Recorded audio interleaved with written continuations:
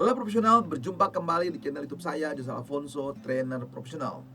Dalam serial video training tentang train of trainer, saat ini saya akan sharing yaitu teknik mengevaluasi training yang Anda lakukan.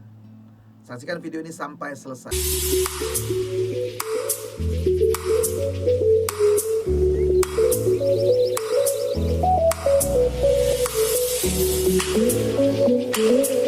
Sahabat profesional, ketika Anda menjadi trainer di internal atau di eksternal atau menjadi public speaker, makanya Anda wajib melakukan evaluasi.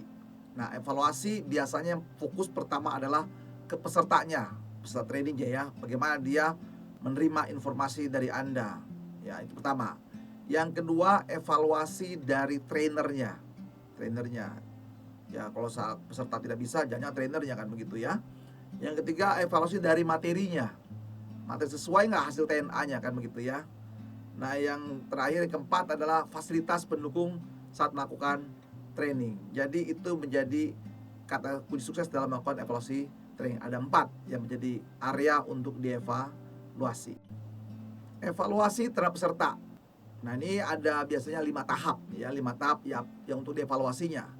Pertama ada reactionnya atau reaksi dari peserta. Ya, di sini isinya bagaimana kita mengevaluasi bagaimana peserta bereaksi terhadap isi dan proses pelatihannya. Jadi materinya kan begitu dilihat. Gimana dia melihat, apakah bermanfaat bagi peserta tidak, kan kalau tidak bermanfaat ya sayang juga kan begitu ya.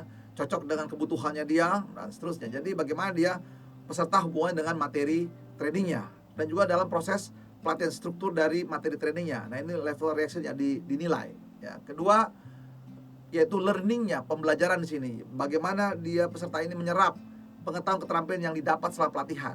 Jadi dia learningnya, bagaimana dia proses pembelajarannya sehingga pengetahuan atau keterampilannya yang dapat diterima selama pelatihan.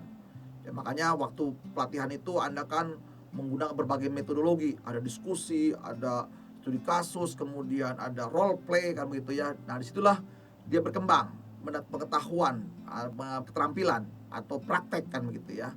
Nah, itu yang menjadi level kedua ya sahabat sekalian. Nah, level yang ketiga adalah behavior, yaitu di sini apa? Terjadi perubahan perilaku sebagai dampak pelatihannya. Perilakunya apa? Ya, setelah dia sekarang mengerti materinya, materi dari reactionnya dia mengerti dan dia merasa bermanfaat sekali materinya, lalu diperkuat dengan waktu pembelajarannya, dia sudah praktek dan seterusnya. Oh ya, berarti sekarang saya harus merubah sikap saya, maka saya harus bertindak jauh lebih baik dan saya bersedia. Nah, itu ya, paham, mengerti, dan itu jadi butuh. Ya, butuh berarti dia siap untuk berubah. Nah, di sini dah terjadi perubahan perilaku dan harus dibuktikan dengan tindakan, ada aksi. Nah, begitu ya sahabat sekalian. Jadi itu diukur namanya behaviornya. Lalu berikutnya yaitu resultnya, hasilnya. Tentu setelah dia punya komitmen untuk melakukan, baru kita mengukur hasilnya. Hasilnya terukur pada individu atau organisasi. Bagaimana peserta ini ketika dia sudah ikut training kan begitu ya.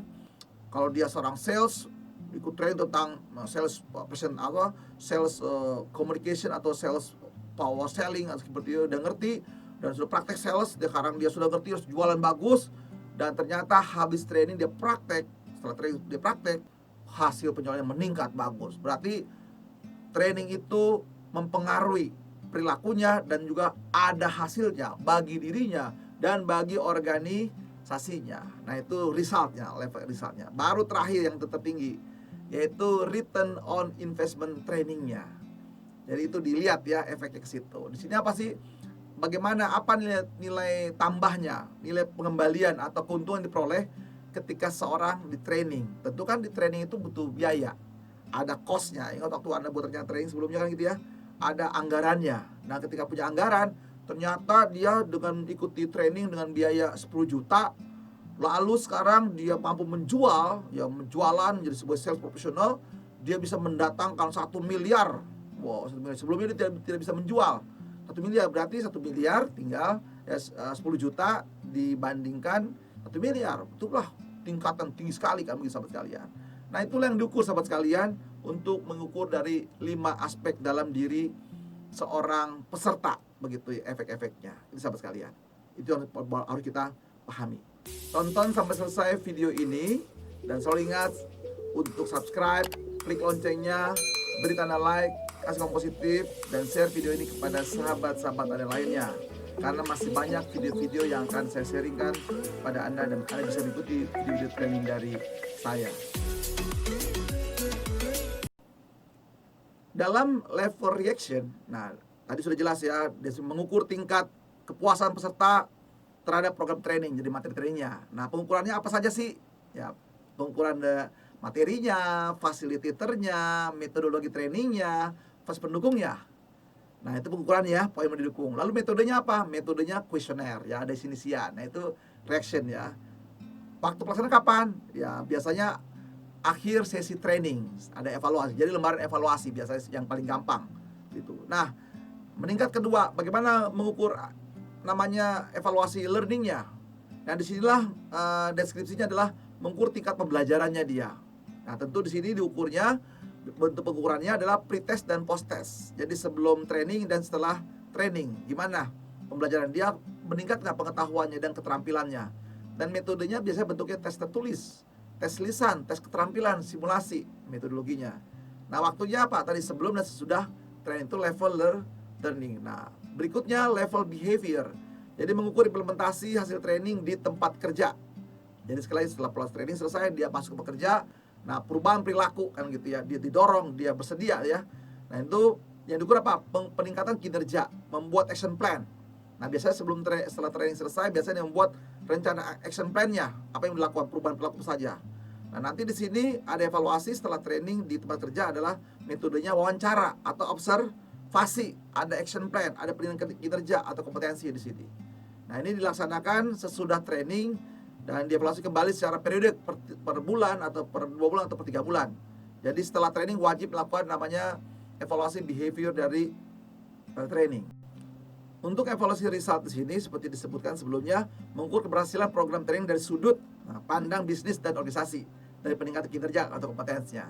Nah, pengukurannya apa saja? Ya, bentuknya bisa kualitas, bisa kuantitas ya, atau produktivitas, efisiensi, akurasi, habit, dan lain sebagainya. Itu yang diukur hasilnya, tentu sesuai dengan topik trainingnya. Nah, metodenya apa? Yaitu bentuknya setelah membuat action plan, apa saja yang dilakukan, lalu penilaian kinerjanya, dievaluasi kompetensinya. Ada wawancara, ada diskusi di sini. Oh, hasilnya bagus sekali, sudah dievaluasi. Nah, ini waktunya berapa lama? Biasanya setelah training itu kurang lebih 3-6 bulan setelah training akan terlihat hasil dari training itu seperti apa perubahannya, kan begitu ya. Dan dilakukan secara periodik karena harus dipertahankan sahabat sekalian. Nah, itulah skill result. Nah, yang paling tinggi tadi apa? Return on investment training, mengukur tingkat pengembalian investasi. Karena di sini kan pengukurannya mengkonversi peningkatan kinerja ke dalam nilai uang. Nah, apa saja tadi kan ada hasilnya kan, jumlahnya bisa kuantitas, bisa kualitas. Nah, di sini berarti metodenya di sini analisis biaya manfaat dari training. Berapa lama setelah training? Bisa 3 atau 6 bulan. Lihat saja tujuan atau metode training yang digunakan atau topik training yang dilakukan. Setelah Anda bisa atau mampu mengevaluasi peserta, maka Anda juga jangan lupa mengevaluasi juga trainernya, sahabat sekalian, mengenai materinya, kejelasan menyampaikan vokalnya, bahasa tubuhnya, lalu pengetahuannya, lalu metode trainingnya. Nah, itu harus dievaluasi dari trainer tersebut, karena nanti akan mempengaruhi kepada peserta, bagaimana respon peserta terhadap trainernya, kan begitu ya. Nah, itu jadi itu untuk evaluasi dari trainernya. Kalau secara evaluasi materi training, tentu ini hasil TNA bisa dilihat ya, sesuai nggak dari hasil training analisisnya dengan materi yang dibuat, dari tujuan manfaatnya, sehingga waktu tujuan dari training ini muncul nggak, tampil nggak di dalam materi secara keseluruhannya, sehingga pesan utama dari mulai pembukaan, isi sampai penutupannya itu harus kejelasan untuk evaluasi dari materi, dan juga kemanfaatan bagi para pesertanya itu diukur dari evaluasi materi training. Nah, kemudian juga ada evaluasi dan fasilitas. Sahabat sekalian, materi sudah bagus, trainernya bagus, peserta juga sudah siap. Nah, bisa menjadi buruk suasana training karena fasilitas. Misalnya AC-nya tidak baik dan sempurna, panas, akhirnya kacau training karena panas. Atau yang kedua, sound systemnya. Atau ketiga, suasana bising dan sebagainya. Atau tidak nyaman posisi kursinya, mejanya tidak nyaman. Jadi perlu dilihat semua sahabat kalian, atau letak dari layout dari ruang training. Jadi itu harus diperhatikan semuanya menyangkut fasilitas training, termasuk untuk makan minumnya atau snack ya, coffee breaknya. Jadi jangan sampai salah coffee break, tiba-tiba salah coffee break atau yang sudah basi itu bisa kacau trainingnya sahabat sekalian, atau makan siangnya ya rusak. Nah itu pentingnya evaluasi dari training sahabat sekalian. Nah saat ini sahabat sekalian berarti Anda sudah memahami secara keseluruhan apa saja perlu dievaluasi dan selama melakukan training Anda sebagai trainer. Semoga materi ini bisa bermanfaat bagi Anda dan Anda menjadi seorang trainer yang baik dan profesional. God bless you.